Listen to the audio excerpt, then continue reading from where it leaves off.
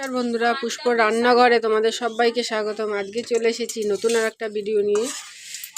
চিংড়ি মাছ দিয়ে আলু দিয়ে কষা তরকারি। প্রথমে আমি জিরে, তেজপাতা, শুকনো লঙ্কা ফোড়ন দিয়ে দিয়েছি। এবার কেটে রেখেছি আলুটা আমি দিয়ে দেবো।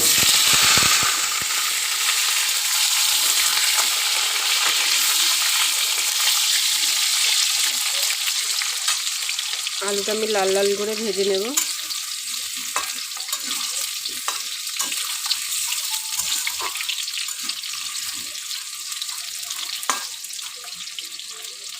আলুটা আমার ভাজা হয়ে গেছে। এখন আমি বেটে রেখেছিলাম পেঁয়াজ, রসুন, আদা, টমেটো এবার দিয়ে দেবো।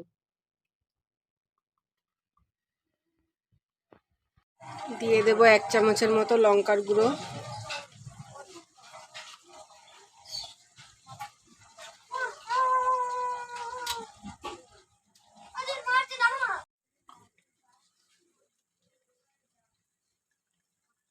দিয়ে দেবো হলুদ গুঁড়ো, দিয়ে দেবো স্বাদ মতো লবণ, দিয়ে আমরা ভালো করে কষিয়ে নেব একদম সহজভাবে। তোমরা চাইলে এইভাবে করে খেয়ে দেখতে পারো।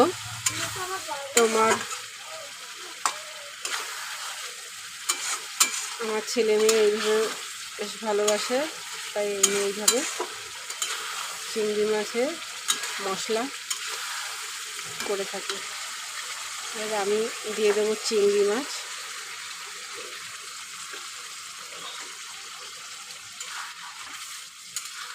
চিংড়ি মাছটা আমি ভেজে নিইনি। এখন আমি মশলা কষাবো, চিংড়ি মাছও ভাজা হয়ে যাবে।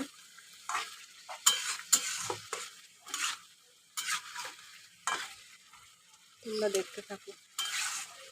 কষানো আমার হয়ে গেছে। এখন আমি জল দিয়ে দেবো সামান্য।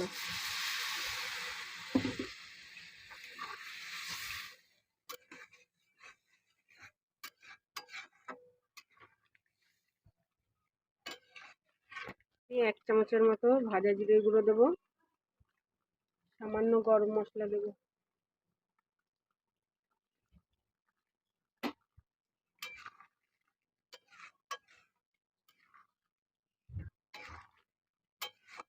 এবার আমি নামিয়ে নেব।